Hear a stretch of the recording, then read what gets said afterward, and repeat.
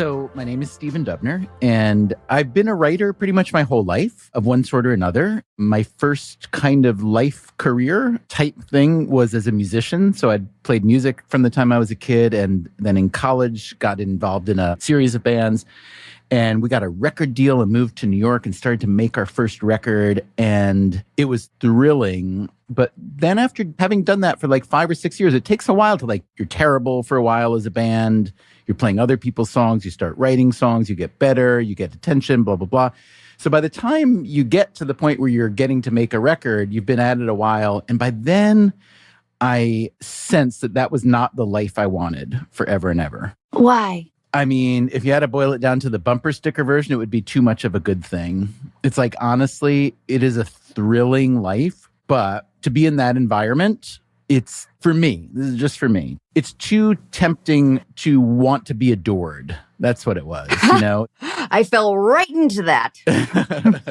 Well, again, this is tricky because every artistic medium is a little bit different, right? Music is different from acting, is different from painting, is different from dancing. But in each one, you are putting yourself out there to some degree. And then the world can also come back at you to some degree.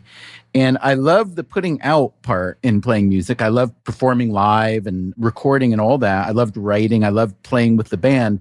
But I felt more and more we were doing it in order to be adored. And I thought at the end of the day, I didn't think that felt like a healthy thing for me to do.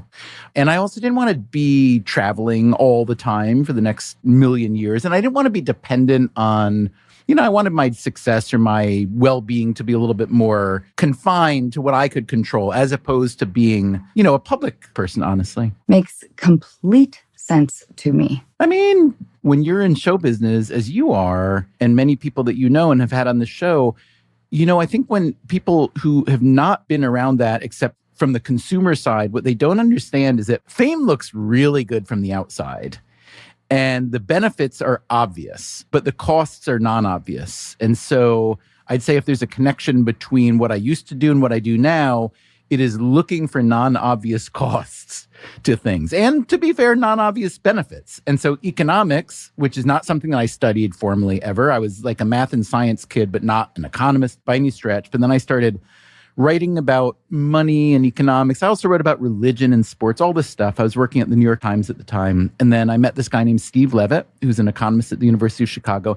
And Levitt is just a weirdo in the best possible way. He's very, very, very smart. And he has no interest in what the world thinks about what he thinks. So he just thinks thoughts. And when I met him and wrote an article about him that led to Freakonomics, he had written all these papers about things like collusion among sumo wrestlers and cheating teachers and how he caught them using forensic data from the test scores and so on. And I thought, here was a guy who approached economics, academic economics, with a creativity and a kind of devil-may-care-ishness that I have always tried to have as a writer. I think I didn't have as much of that as he did. And so we teamed up, wrote a book, Freakonomics. It did better than we could have imagined. And then it spawned many things for many years, including to this day, Freakonomics Radio, which is my thing. Levitt actually started his own podcast last year.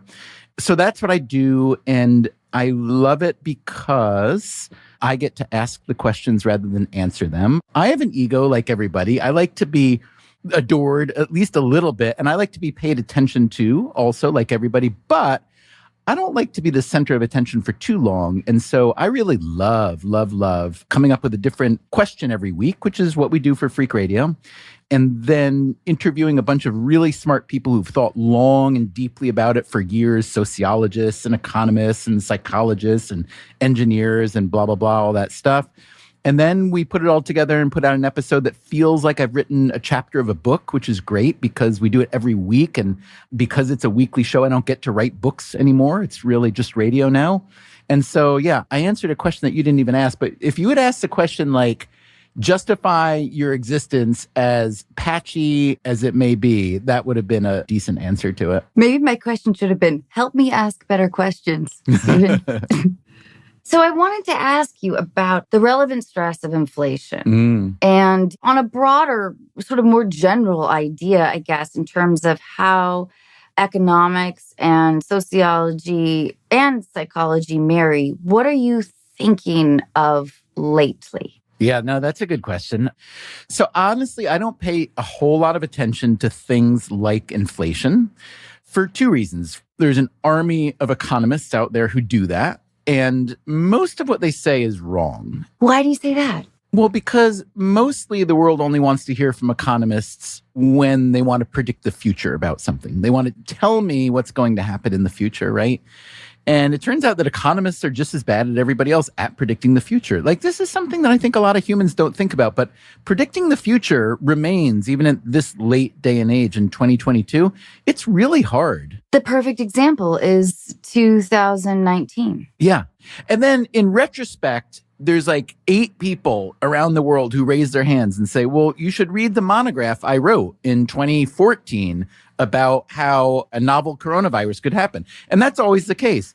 Similarly, after any big economic cataclysm, like a massive recession or something terrible that happens, there's always 3 people who raise their hands and say, well, you should see the paper I wrote in 1998 saying that if collateralized debt obligations did such and such, then there'd be a housing bubble, blah, blah, blah. And that's true.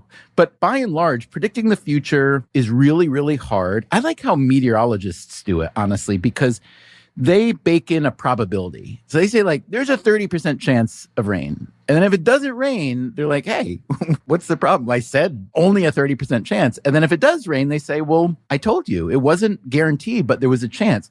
I think we should all think about the future like that. It's not about hedging your bets. It's about thinking more probabilistically about the world and understanding what you can know and what you can't know. So when it comes to something like inflation or where housing prices or stock prices are going to go, especially maybe something as big and futuristic as technology and robots and AI and machine learning are getting so much better all the time that it doesn't seem we really need humans to do a lot of the work that humans have done for most of our recent history. So what happens if we get rid of all them? What do people do? How do they make money? Do their lives still have meaning if they don't have work? Like, those are really, to me, fascinating big questions, but incredibly hard to predict. And so I don't therefore think that much about those economic issues like what's the stock market going to do? Why are gas prices so high? What's going on with inflation? But what you asked about, like, what am I thinking about? It was kind of summed up in the way you put the question, which is this commingling of economics and sociology and psychology. And so to me, all of those sciences, all of which are scientific-ish, right? They're not like chemistry. They're not like physics. They're different. They're social sciences. They're not as concrete in a way. But if you use the tools that those disciplines have built up over a few hundred years, I think then you can gain insights into why humans do what they do. And then if you can understand why humans do what they do, then you can theoretically make slightly better policy or products, or you can mate with someone who's more appropriate than someone you might think otherwise. That's what I try to do. And I should say, whenever possible, using data. In other words, really trying to find data sets that reflect real world behavior as opposed to making stuff up, which unfortunately a lot of predictors do as well. About the idea of the meteorologists, I think that they pad their percentages according to geography. So where are you? You're in California? I'm in LA, but I grew up in Seattle. Oh, well, there you go. So, a 40% chance of rain means 80 in Seattle, right? Yeah. And then here, it's like a glimmer of hope. Oh, yeah. Fair enough. They're smart. I told you. They're really smart. Yeah. So, Stephen, on your brilliant podcast, No Stupid Questions, what has been the question that you found most intriguing? Can you also give us sort of a trailer, essentially? Yeah. So No Stupid Questions was or is the first, I guess, spin-off podcast we made from Freakonomics Radio, or at least it's the first one that stuck. We tried a few others that worked for a little while. So at some point, I got talked into trying to start a Freakonomics Radio network. We had one show, Freakonomics Radio, that was doing really well. And there was a business partner, our external partner, not within my company, who said, the thing about podcasts is, and I'm sure you know this, Anna, is like, The beauty of the format, in a way, is that the technology makes it really easy for people to follow you. And that may seem like a given if you're used to it. And it's certainly a given if you live a lot of your life online, and especially if you're a digital native. But like in the old days, like if you write books, every time you write a book, you have to tell the world, oh, I wrote this thing. It's called a book. You may remember them. You may not. And what you have to do is you buy them. You have to go somewhere, order it somewhere, and then take like 12 hours to read it. And every time you write a book, you have to hope that that whole chain of events can successfully happen. And sometimes it does, but mostly it doesn't. Like the period before, I had a writer friend who died, sadly, but before he died, he used to talk about the period when this book that you've been working on for 5 years is getting ready to come out. And he called it the lull before the lull. It's like nothing's going to happen. You're hoping there's a storm. I love that kind of expectation management. Exactly. Being in the film industry, that makes complete sense to me. It's very healthy, don't you think? Oh, yeah. So podcasting, one thing that's cool about it is if people like your show, then just by dint of the fact that they're following it on a phone, it makes it really easy to follow or subscribe. And therefore, the next episode goes to them. And as long as you don't suck, if you keep trying, then people will keep coming to you. And so in a way, making podcasts, but also other digital things, you own your audience in a way that in the old world, the gatekeepers owned the audience. It was the movie studio or the network or the book publisher or the newspaper. So that's awesome. So because we had a big audience for Freak Radio and because we kept trying to make it good, this guy said that we should start some more shows, started a few. We now have 4 weekly ones, but No Stupid Questions is the other one that I do. I co-host it with this amazing human named Angela Duckworth. She's brilliant. The two of you are just wonderful together. For people who haven't heard of her, I would just encourage you, just look her up. She wrote a book a few years ago called Grit, which many people have heard of. There was a TED Talk that was seen by gazillions of people. And Angela is what she would describe as a positive psychologist. And I don't just mean like, yeah, like you go. It's actually a thing, positive psychology. And what that means is essentially focusing on strengths and on what's called the growth mindset, as opposed to focusing on barriers and problems. Now, you could say, God, that sounds so stupid and naive, right? Everybody has problems. Everybody suffers. Why on earth would you say you're going to focus on the positive elements? And the reason would be that the people who are in the positive psychology movement make the argument that it's more effective. In other words, yes, everybody has problems. Everybody suffers. But if you can try to grow what they call race your strengths, then in the long run, the data shows, this is their argument, it's really hard to prove empirically, that that is a better approach for most people than constantly dwelling on the problems and addressing how to solve those problems. Now, that's a big statement. But anyway, Angela Duckworth is kind of a cornerstone of the movement of positive psychology. Doesn't mean she's never negative. Doesn't mean she doesn't get angry. She's awesome. She's so witty and she will serve it up. I love it. She does. She does serve it up. And she's very, very, very candid, which is amazing. So yeah, No Stupid Questions is a show in which we ask a question and try to answer it from the psychological research, a little bit of economics, but mostly just as two humans who are curious about the world. In terms of like my favorite episode, my favorite is always the one that we're just now making on anger. And I thought this was a really fascinating question. It basically boiled down to what is anger and how are you supposed to interpret it? And if you feel it a lot, should you try to experience it less? Is it bad for you or is it a signal? Like all emotions, Angela and other scientists will argue, have a reason that evolution baked them into us. They're not useless. Even what might seem negative must have some benefits. And so it's trying to figure out what those benefits might be.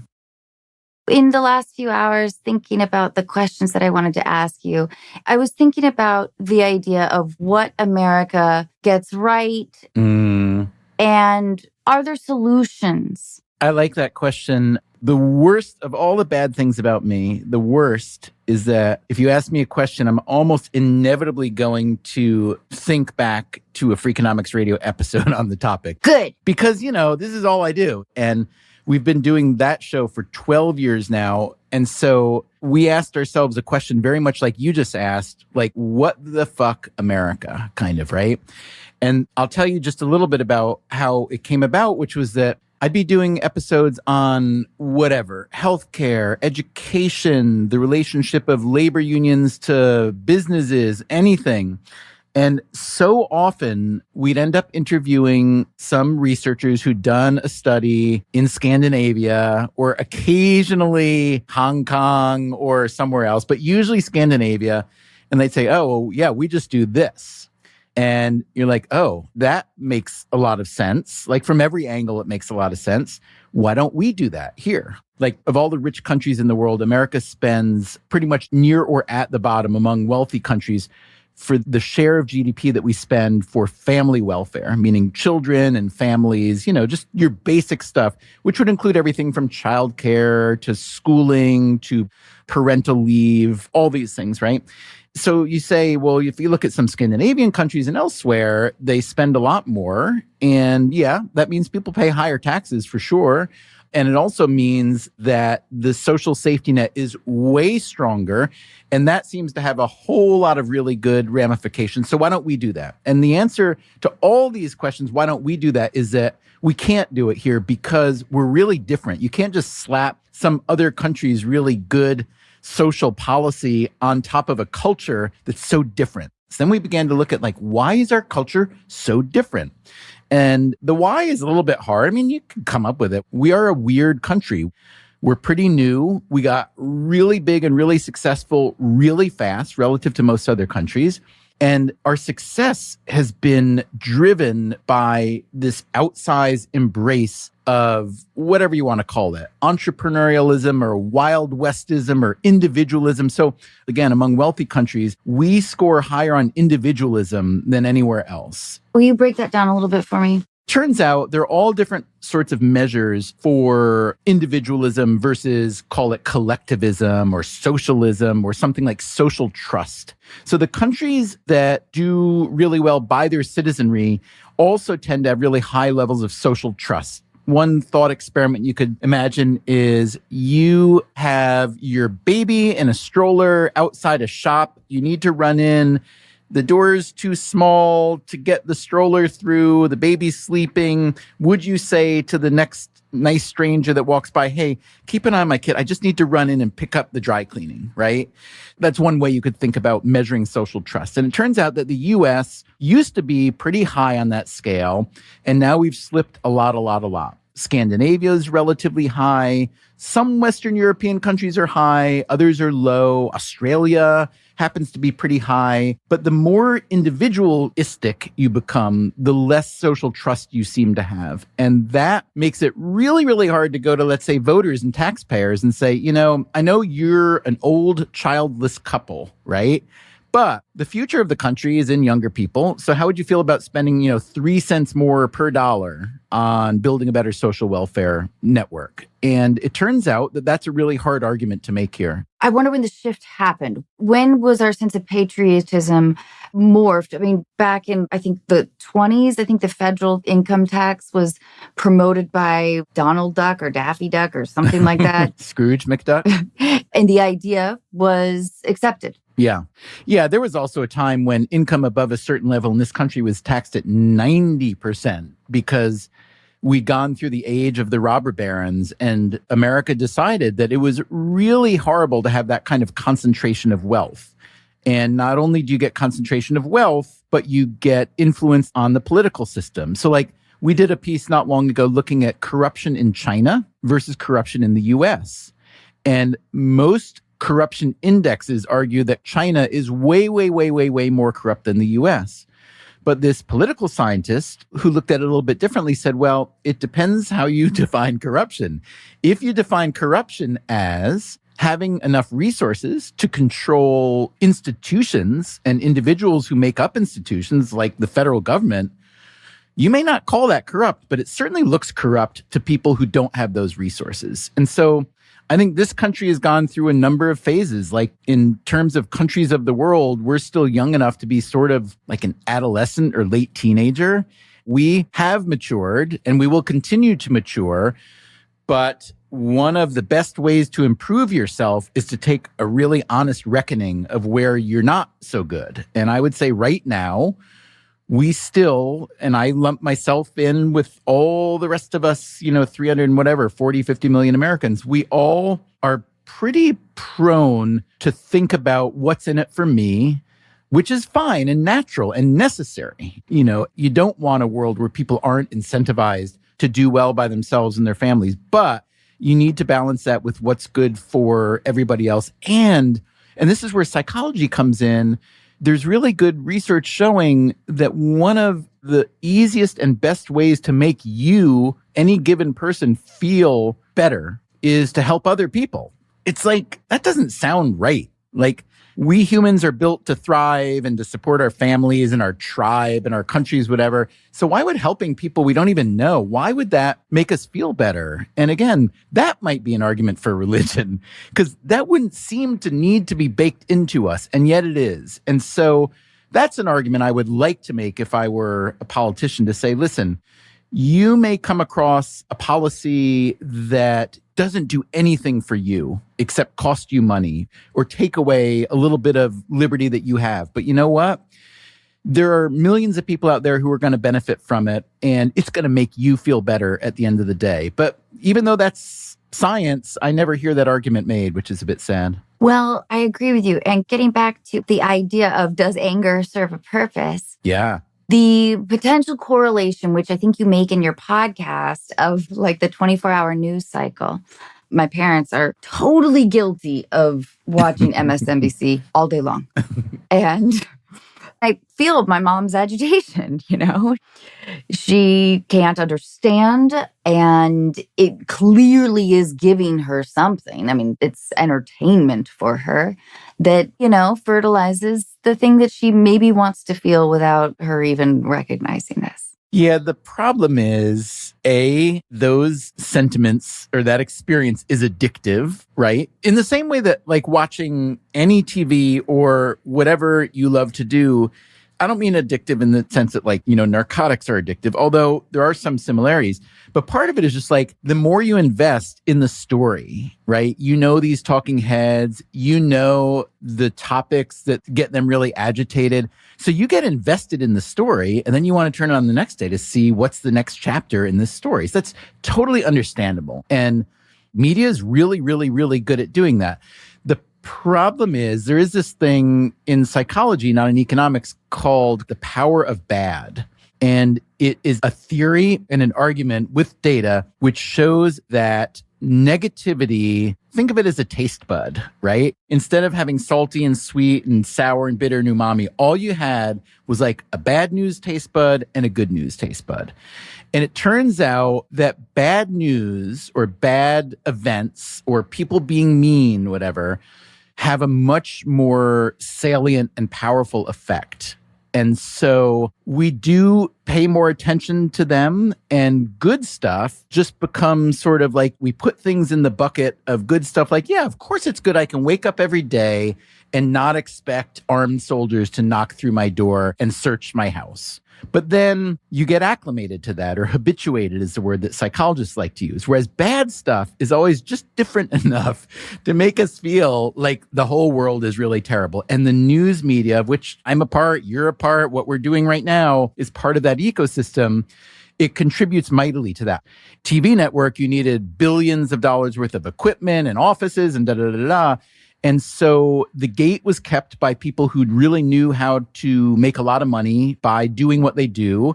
And a lot of what they did was inherently negative because it works. It just works better. People don't want to turn on the news about how it was another day where the average life expectancy crept up by like 1 day per human. Nobody wants to hear that. Yeah. But if you look back at history of the last 100, 200,000, 2,000 years, that's our trend. Like, almost everything is better, and yet we do focus on the bad. Now, you could also say, why would the power of bad be real? And one argument could be that humans have this capacity to solve problems, to help other people, to think about other people, and so on. And if other people's problems weren't that salient for us, we would just ignore it, and the world wouldn't get better. But instead, you do have people that get really, really agitated by adverse events happening in the world. And then they spend time trying to do things like come up with mRNA vaccines, which are an unbelievable scientific development that will probably yield much, much more medical upside over the coming years, having nothing to do with viruses. But mRNA technology will probably have to do with cancer treatment and many other treatments and so on. So, how old were you when you first felt like you were in love? Do you mean romantic love? Yes. Okay. So I had a starter marriage. I had a marriage years and years ago with no children. So did I love her? Yeah. I had a starter marriage too. Yeah. During that first marriage, we never talked about the future. And it did feel like maybe a simplistic way to phrase it or to view it is the idea of a rehearsal of some kind. Yeah. Or the societal check off the list. Right. So do you think that that is applicable in your circumstance? I would say what you just described was a very beautiful and apt description of my first marriage. And look, did we love each other? Sure. Let's say yes. Okay. Because why not? Sure. Yeah. It's not science in the way that we talk about science. There was a lot of affection. There was attraction. There was appreciation. There was joy. There was all that stuff.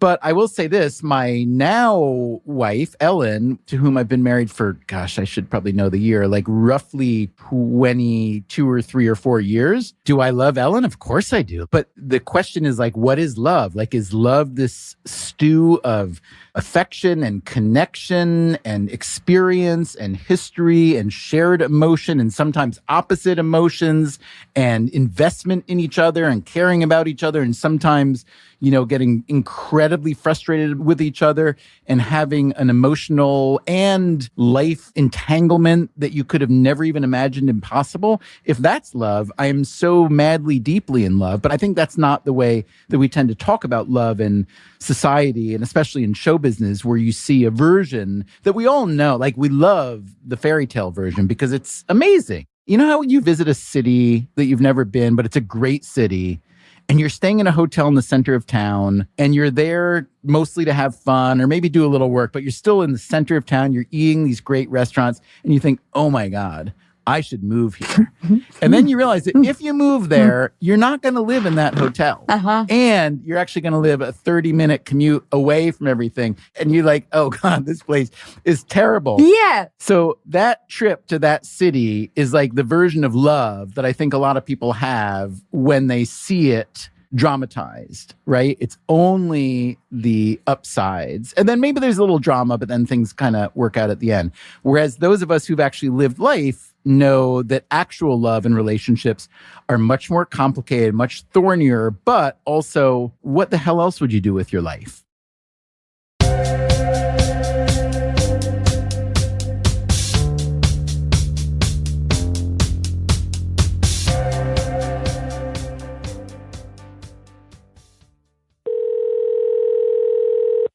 Hey, Ryan, how are you? Hey, Ryan. Hi. I'm here with Stephen, and he is just wonderful. Hi, Ryan. And thank you, Anna. Hi, Stephen. Nice to meet you. Nice to meet you too. Ryan, thank you so much for your letter. Will you tell us what's going on? I've been seeing somebody for about 6 months, and that's kind of why I wrote in. He is recently divorced, father of 2 that isn't out. So it's just been a little bit of a struggle navigating those waters. How old are the kids? They'll actually be 3 and 6 this weekend. Okay. Yeah. That's a lot. Yeah. Is he older? No, I'm actually older by like 9 months. Okay. So in your letter, you wrote that you've been in 3 arguments and you're starting to feel anxious about the relationship in general. Yeah. Do you feel that way still? I know that kind of thing fluctuates from day to day. It does. The last one was pretty heavy, and then he was gone for 10 days. So it was a lot of me stewing in everything and not getting kind of like the affirmations that I needed. Since he's been back, though, it's been a lot better. Like, he's just so much more communicative than he was before. Oh, good. Yeah, things are on the up and up with that, for sure. Good. Okay, so that's good news. So what are the outstanding issues? And I think early on in a relationship, especially if it's incredibly intense, you have these big, devastating blowout fights. Yeah. That you kind of get over. And if the pattern doesn't continue, you don't really want to revisit. Right. Is that the case, do you think? It's just kind of not wanting to feel like I have to go back into the closet. I came out of that beast in 1999.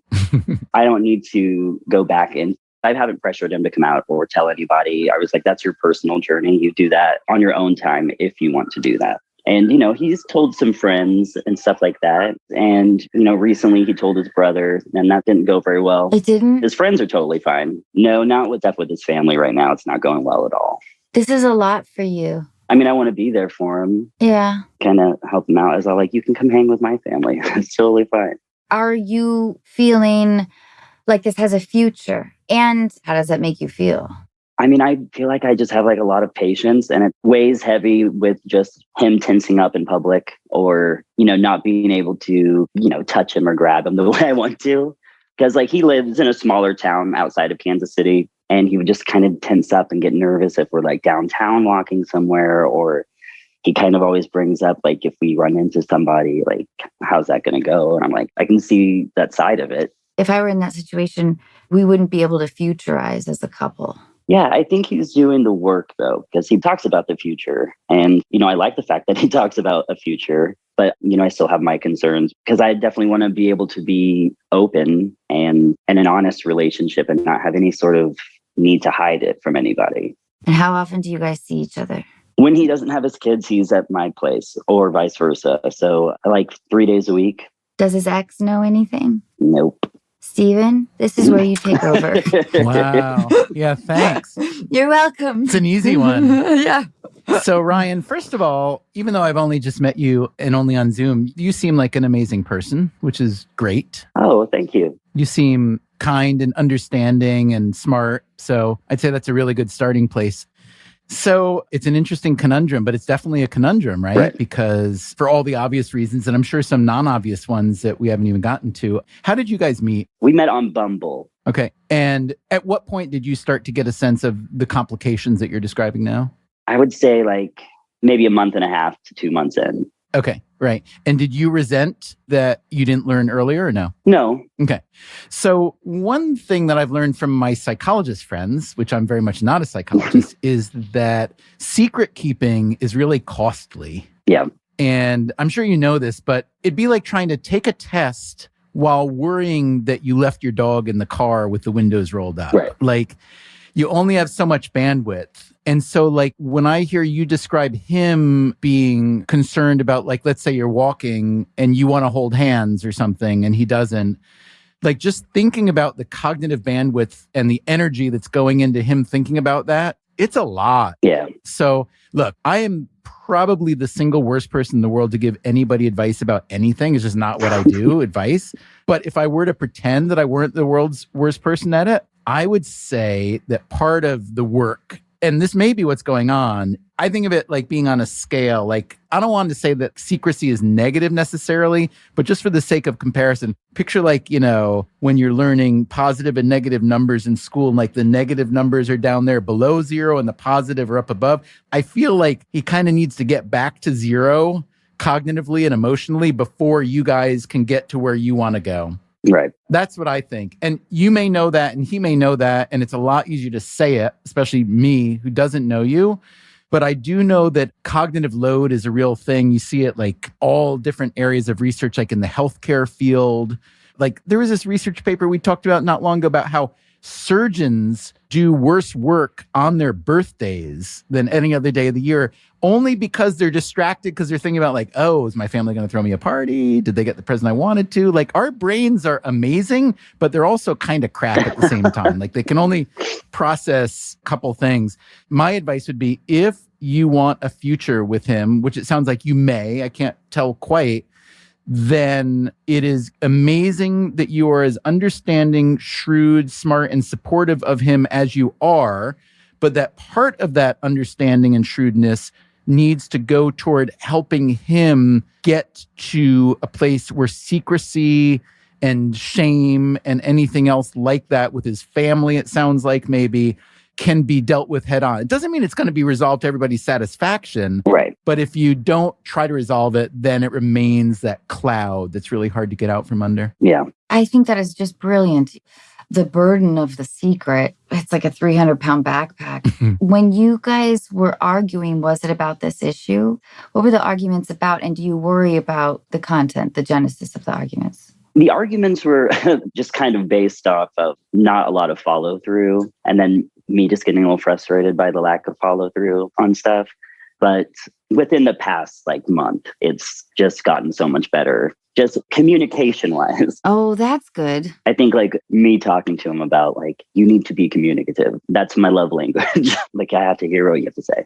Ryan, can I ask you, when it comes to arguing, are you good at having arguments? And what I mean by that is having a productive argument, there's tension or there's a problem. Are you good? Do you feel at expressing what's causing the problem and trying to solve it? I mean, there has to be resolved as quickly as possible. And I just value my communication skills, and I'm not getting it back when I'm being clear as day. And I'm just getting foggy stuff back.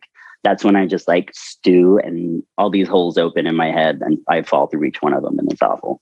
So do you feel when he doesn't reciprocate with clear communication with you, do you feel it's because he doesn't want to or isn't able to? That's a good question. I don't know. Because, he's always telling me not to worry about anything, but I have terrible anxiety. So that just happens. And I feel like he's able to, but he almost constantly says that his actions speak louder than his words. And, I have to take that, which is fine. Do you believe it? Yeah, I think him coming out to people in his life, I told him, I was don't think that you have to do that because of me at all. And he's all well, it's not because of you. You're part of why I want to do it. And that kind of makes me feel good, but also a little selfish. I'm not telling him to do these things. That's your journey. You do not have to do this for me. There's so much going on. Do you feel like you can weather these storms? And do you want to? Because it's a lot for you too. Oh, yeah. I mean, I certainly haven't ever felt this way about anybody before. And I know it's only been, 6 months, but I don't know. That connection's just there. The good outweigh the bad. And I think it's heading in a really great direction. Well, it sounds like it. I mean, he had the courage to come out to some people and his brother, which must have been huge because, of course, he knew how that was going to go down. Yeah. I think from what I'm gathering from you that he's loving you in the way that you want to be loved, and you're able to love him in the way that he wants to be loved, right? Yeah, I think so. You could make the argument, I mean, I don't know if this is true or not, but you could make the argument that if you were to run experiments on 100 new couples and see whether it's better to have arguments like you've described early, really intense arguments that get at who am I? What am I doing here? What am I looking for? Yeah. My guess is that if you ran that experiment, which probably nobody ever will because it's not really ethical or kind, my guess is that couples that have those arguments early do better than the ones that are in, I'm going to be my kindest, most unargumentative self, right, because I want to show my most cordial self or whatever. And that I would imagine the finding would be that there's a real upside in being that candid and honest from the beginning for two reasons. One is you really learn who each other are, but also everybody argues and everybody gets angry and everybody gets upset. And if you don't do it or show that until 1 or 2 or 5 years into a relationship, then it's going to be too heavy by then. Yeah, I agree. So I actually think that you being both loving and supportive while also being very direct about this is what I need to say now and I need you to respond to that. I mean, who knows whether this works out for the long run? I hope it does, if that's what you both want. But it sounds like you're doing the right thing. That's all I have to say. Oh, good. Yeah, I think you sound like you're really understanding. I think there's nothing more to be done, sadly. Just time. Yeah. Ryan, thank you. Have a wonderful rest of your day. Thank you so much. It was so nice to meet you, Stephen. Great to meet you, Ryan. Good luck. Thank you. Bye. Bye.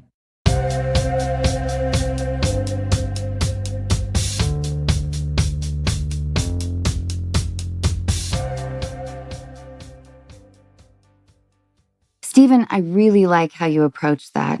Oh, you're so nice to say. I like how into it you are. I think it's amazing, actually. Thank you for your time, truly. Of course. Yeah, no, this is a blast. I love it. I think so too. I wanted to ask you about the correlation between something significant historically. Oh. I enjoy history. It comforts me because I think there is pattern recognition. Mm-hmm.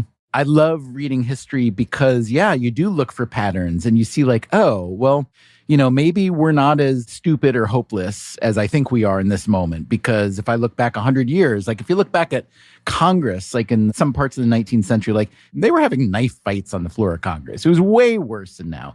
So if you look at the way that society behaves or that politics is going or the economy, I hate to sound like one of those Pollyannish libertarian bros who just says, hey, everything is great and getting better. Everybody should shut up about the problems, right? I don't think that's the right approach. I think the right approach is to say humankind has an unbelievable capacity to keep progress moving forward and an unbelievable capacity to have understanding that not everybody shares in those gains equally and to have empathy for people who don't have the opportunity to get those gains. To me, that's what this whole enterprise is about. If you want to approach that from a religious standpoint, great. Economics, great. From the arts, great. Whatever you can do to try to make your little corner of the world a little bit better while acknowledging that the world has gotten a lot better. To me, that's a decent way to be. So when you look at history, like, what the hell is the story with the US and healthcare insurance? Like, do you think there ever will be Medicare for all? And I don't know the answer to that, but I do know the reason that we have such a contorted healthcare system in our country is due in some large part to this bizarro quirk in history from, I think, World War II, when after the war, there were wage controls put on firms, basically salary caps. Firms couldn't pay employees more than a certain amount. I think I'm getting this right. I'm probably getting parts of it wrong. And so what happened is healthcare coverage or insurance was added as a perk. Was this a federally mandated program? The wage controls, I believe, were federally mandated. How it happened that firms started paying for people's health care, I don't recall how that happened. I seriously doubt that was federally mandated. I think what happened is there was something written into the tax code ultimately where companies could get reimbursed, essentially. They'd get a tax break. In other words, let's say you were making $30,000 a year in your job in 1957, and your company is going to give you a health care coverage plan for you and your family that was worth the equivalent of, let's say, $1,000. The firm was allowed to write off that $1,000 as a wage, essentially, without having actually lifted someone's wages. But the result of that was that we became one of the only countries in the world like ours, maybe the only country in the world like ours at all, where healthcare is tied to your employment. And if you think about that for even half a second, you think, wow, that's really stupid. Like, even I can think of at least two reasons why that's really stupid. Number one, just think about what that does to people who want to either change jobs or go off on their own and do something. Think about all the innovation that is killed by people needing to stay where they are because they have healthcare coverage. So that's number one, stupid. Number two, stupid is, why do you want to take every company in America, whether they make toilet brushes or computer chips or podcasts, and turn them into a healthcare administrator? It just doesn't make any sense. But because it's the system we've got, we're pretty used to it. And so it's like a lot of things that you're used to, you stop to ask questions about it. And when you try to find a solution to a problem, you don't look to the root cause here being that we kind of set it up wrong in the first place. You instead look at the symptoms like, oh, well, hospital bills are too high. But why are hospital bills high? Hospital bills are high because we have this amazing technology that's being invented that your healthcare provider wants you to have access to. So that's a case where history can be illuminating but frustrating. Some people call it path dependence. Once you go off on a path, even if it's a bad path, it's really, really hard to reverse course. And we do that a lot. Will you tell me a little bit about the crypto community, a world of which I do not know? The large question that intrigues me is the philosophy. And if you think the idea of, is this community ultimately optimistic or pessimistic? That's a good question. So we did really try to understand that question. We did a 3-part for Freakonomics Radio. And if I had a shorthand, then I would say what I learned is that there are a lot of truly brilliant people who see, let's call it blockchain technology or cryptocurrency technology, as potentially an incredible incredibly powerful and pro-social underlying technology that could make a lot of things easier and better in the world. Everything from banking to real estate to art, and not just the financial components of those things, but just the transactional components. The problem is, like a lot of new technologies, a lot of the attention in the beginning goes to the most heightened examples or parts of the technology. And so in the case of crypto, it's a very unusual setup in that cryptocurrencies themselves, the coins, whether it's Bitcoin or Ethereum or something else, Ether, is that it is itself a product or a byproduct of the technology. In other words, the blockchain technology could not exist without the tokens. The tokens, therefore, inevitably become more valuable over time, which means more and more people want to buy and or sell them.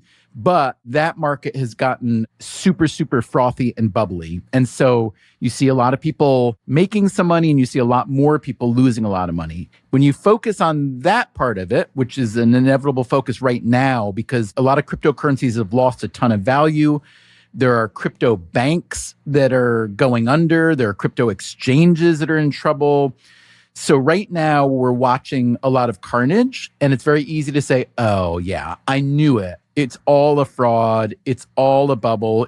But I don't believe that to be true. I do think there's a lot of potential good use cases for blockchain technology, but it's hard to pin people down on what those use cases are. We interviewed all these people and we'd say like, okay, let's assume I believe you that blockchain technology will be as elemental to society as electricity was or the internet was.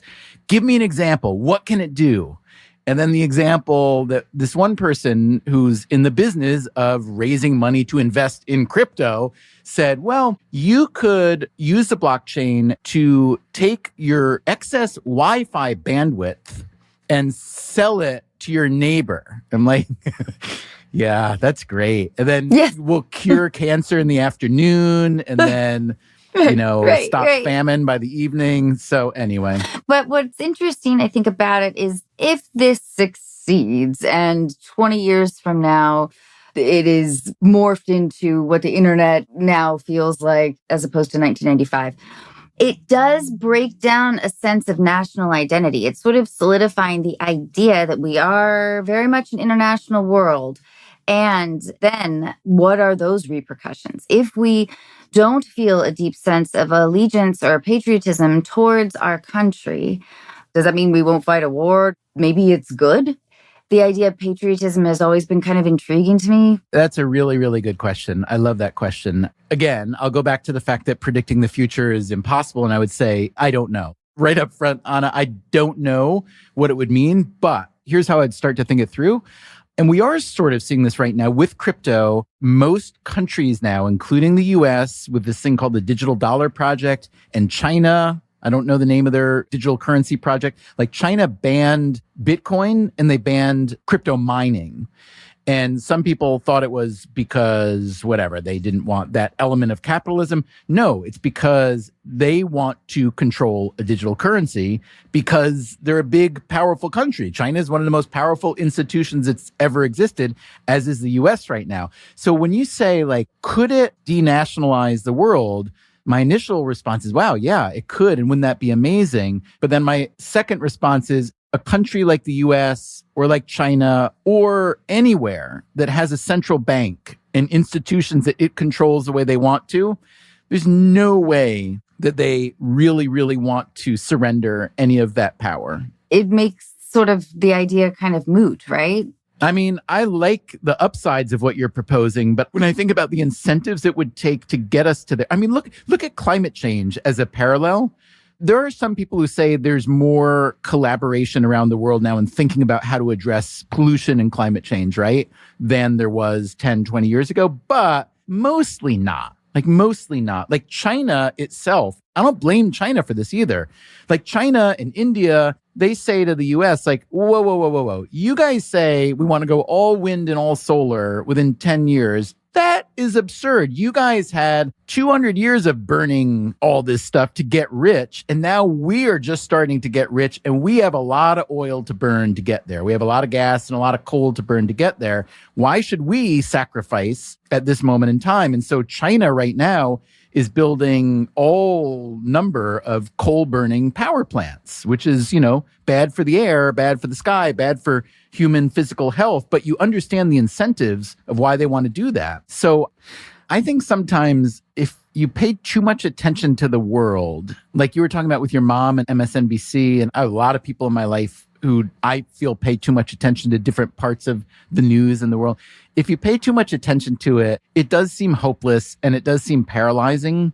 And sometimes I just like to flip it and say, rather than enumerate all the idiocies and problems, what do I want to happen? What would I like my life and the lives of my family members and my community? What would I want it to be a little bit more or a little bit less? And how can I help get us to there? And that brings me back really to Angie Duckworth and grit and no stupid questions. Is like, I think there's a lot of value to be placed on having a growth mindset. Like, how can I personally and my family, my country get a little bit better every day at doing a certain thing and focus on self-improvement as opposed to, God, we're all screwed.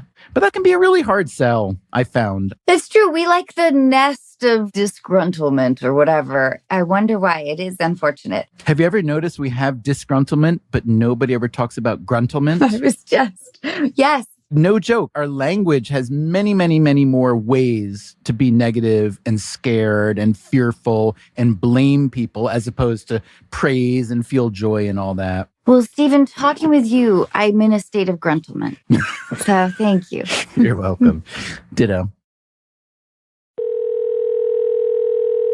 Hey, Janie. Hi. Thank you so much for your letter. I'm here with Stephen Dubner, who is incredible. Hi, Janie. Nice to meet you. Hello. Janie, will you tell us what's going on? So I was previously married and I have a son that I share with my ex-husband. Obviously divorced him, got remarried.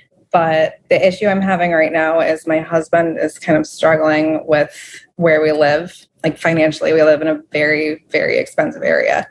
And we've been talking about trying to relocate. My ex is completely against the idea. I had a few job offers that I approached him with, but he's just really not open to the idea. And he doesn't want you to move. Right. How close are you guys right now? We live about a half hour to 45 minutes apart. And then he has my son or our son like every week. He gets to see him like 1 to 2 days. How old is your son? He is 8. Okay, so you're in it. Yes. Is your ex with anybody now? Yes. Yeah, he's been with someone for probably around 4 years, I think. They just bought a house together. Would you say your ex is mad at you? I feel like he holds some stuff against me. And I think it kind of feels like he likes to have some sense of control over the situation still. And I think that probably bothers my husband because our lives right now are tied to a place because of the situation. Janie, first of all, I'm sorry for your situation. It's got to be hard.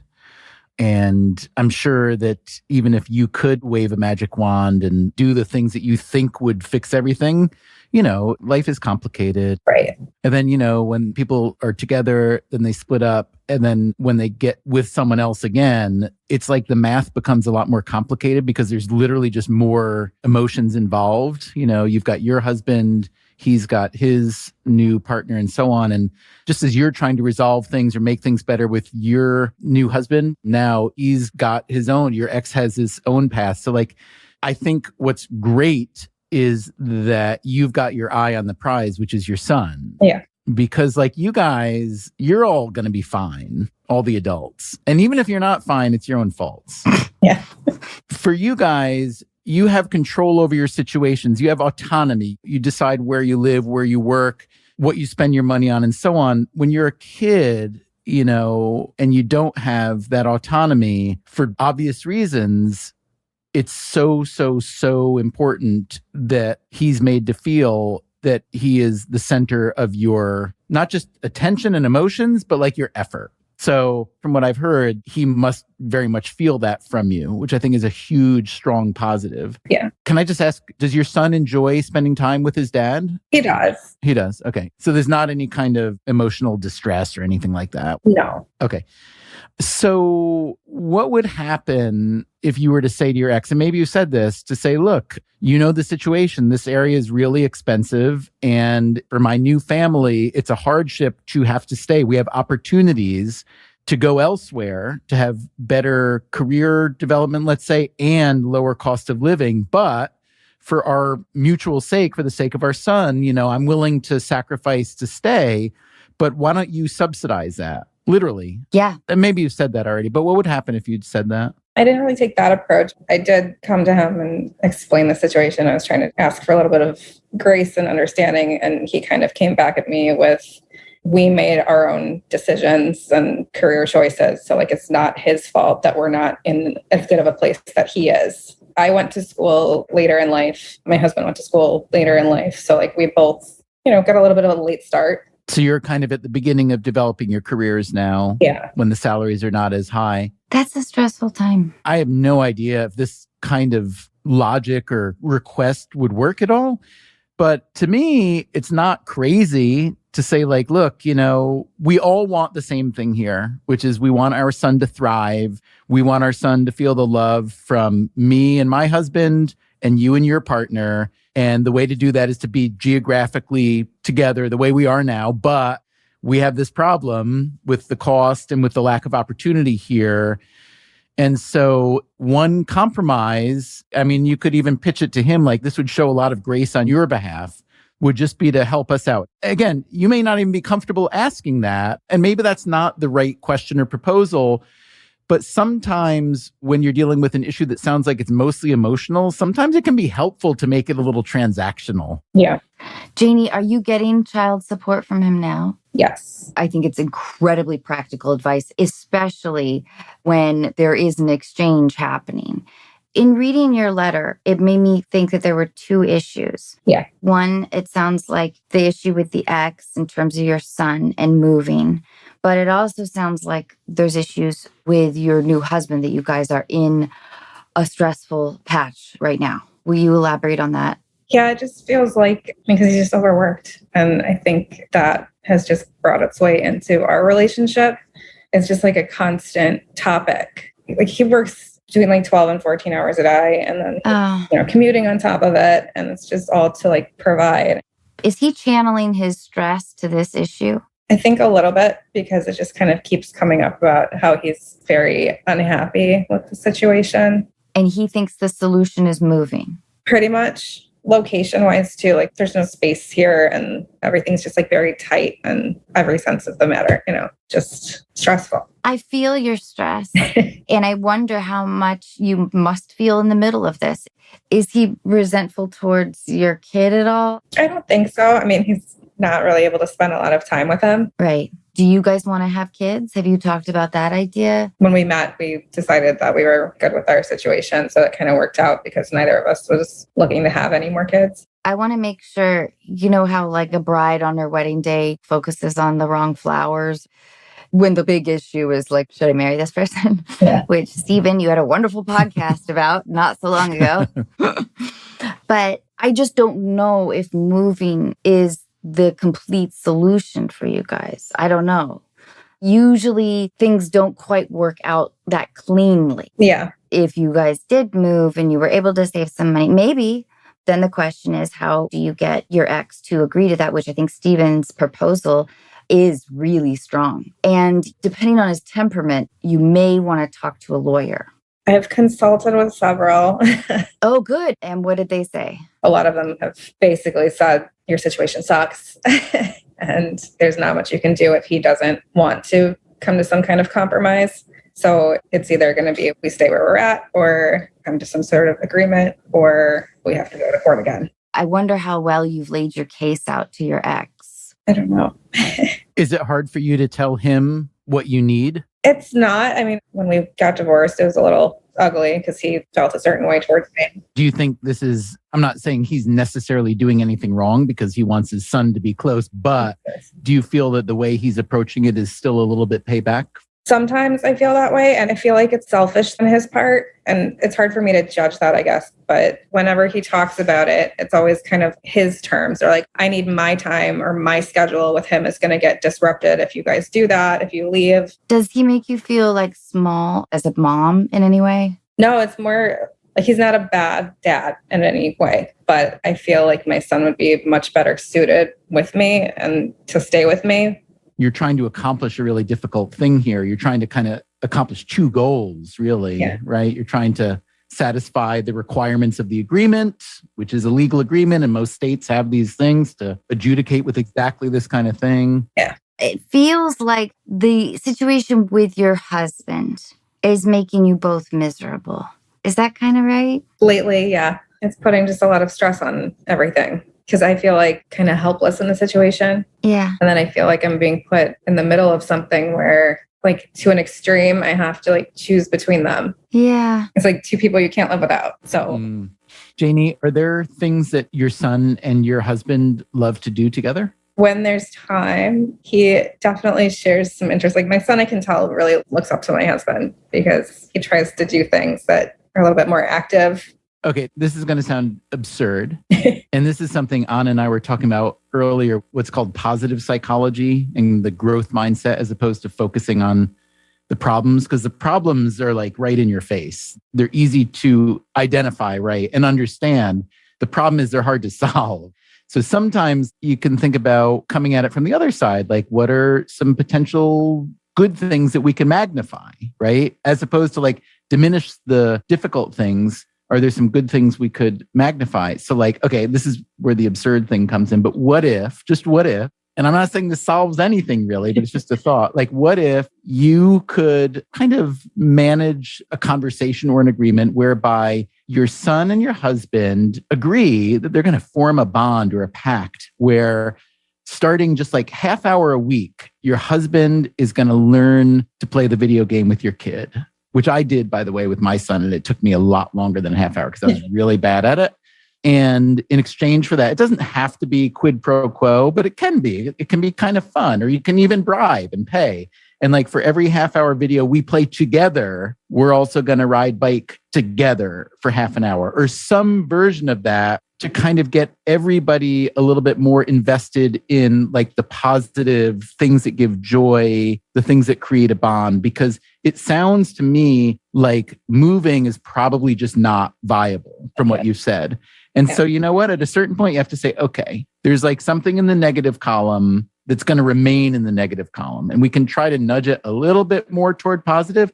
But what if we take our focus off that and put our focus instead on the positive things, the things we like, the things that give us joy, or the things that give us release, or even the things that help us forget about our problems? Yeah. And magnify those a little bit in a way that if you kind of commingle you and your son and your husband together, that maybe there's something that can literally, take your mind off the difficult parts and make the whole collective experience a little bit better. I love the idea.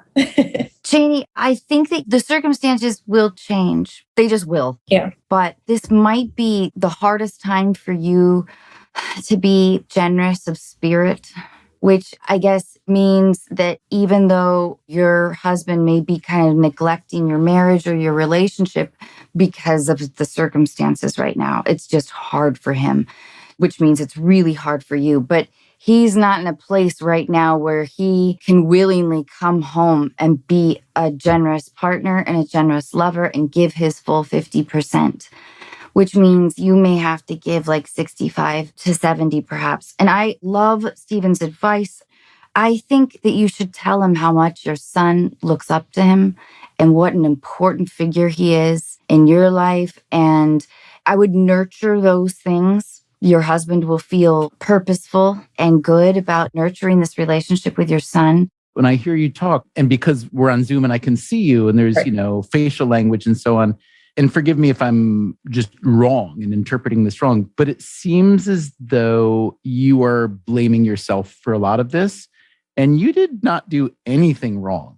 Thanks. I do, though. I feel like... Yeah, I feel it in you. And furthermore, when you got married, your husband understood the situation. Now, he may not have been able to project it out to now. Right. And I understand that life is complicated.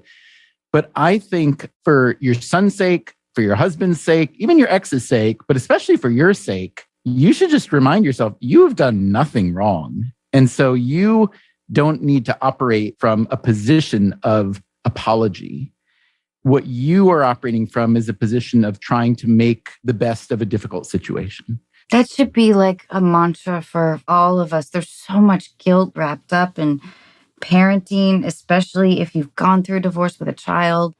I think you tell your husband, baby, I know that you have been working so hard and I'm so sorry that you have all this stress. I know that you're miserable and I love you so much. And I want to like make you chicken cacciatore or something. No, we could do a chicken piccata. It's easy. You just pound some chicken, a little white wine, a little butter, capers. I just think, unfortunately, the easiest solution for your happiness right now is probably through acts of generosity. It's hard. Yes. Like Stephen said, you have nothing to apologize for. Life is short and we'll all be dust soon. Thanks for that nice cheery thought. Yeah. That's the Anna Faris philosophy of life. We're going to be dust soon. Let's make chicken cacciatore tonight. Exactly. You're also not responsible for other people's happiness. Yeah. I think that's a big thing too. Like you can try to accommodate and love people, but you're not responsible for other people's happiness generally. It's very tempting to think that you are. And you just like keep pouring everything. It exhausts you. I feel it. I feel it in you. You are like Tired. running on fumes. Yeah. A little bit. So. Oh, babe. Depending on how your dynamic is, he may anticipate your stress. Yeah. So it'll be odd for him if your approach is just like deep breath and I love him. I know he's about to arrive. Your acts of generosity. Yeah. If he doesn't know how to absorb that for a minute, that's okay. Yeah. If it feels like the right path, keep going. If he doesn't kind of get over that and start to extend generosity as well, then there's like maybe another phone call. Well, I think he assumes that I'm angry a lot because he's gone a lot. Because I have been before, frustrated, and especially during like COVID, I was by myself with like my son, and it just was so much. And like, I just wanted to see him at the end of the day, and he was exhausted. So I think he just kept that in his head that like I'm going to just be like angry and bitchy as soon as he walks in the door. So he's expecting that and projecting that on top of his own stress already. So there are these researchers that I'm friends with. They do all this work on how to help people have better lives. Mostly they focus on children who aren't accomplishing what they could be in life because they don't have the advantages that other children do. They don't have families that support education as much. They don't have resources and so on. And so they're always looking for kind of shortcuts, like not cheating shortcuts, but just like ways to think better. And one research project that Katie Milkman did called the Fresh Start Effect. And it turns out that we all respond to fresh starts incredibly well. It's why people make New Year's resolutions. But like, I've noticed that every time I move somewhere and I don't have all the normal clutter that I'm used to, and there's just like a chair and some books, I'll sit and like read books that I would never read. Like whatever the start is, it's not like it always works for everyone all the time at a very high level, but it definitely on average works for everybody, which is that even when there's just like a little bit of change in the calendar or the weather, somehow our brain allows our emotions to reset. So I think what Anna was saying about like how it might be he's expecting one thing when he comes home, or you're expecting one thing. If you can sometimes just literally change the pattern, change your routine, make a fresh start in some way, it's like an invitation to break a habit, to form new habits and things like that. So I really like that idea, even if it's something really small, but I think there's real power there. I love that idea. Get onto YouTube, find out how to make chicken piccata. Super easy. I think that might do it, actually. Yeah, good. See what happens. Janie, I'm so rooting for you, and it was nice to meet you. Good luck with your whole family. Thanks again, Janie. Thank you. Good luck, Janie. Bye. Bye, Janie. Bye. Stephen, you are just fantastic. Oh, that's nice of you to say. I can't tell you how enjoyable this has been. Oh, thanks. Me too. I loved it. I love your show. I love talking with you. I think you're awesome. Thank you. Thanks for having me. This has been such a pleasure. Bye.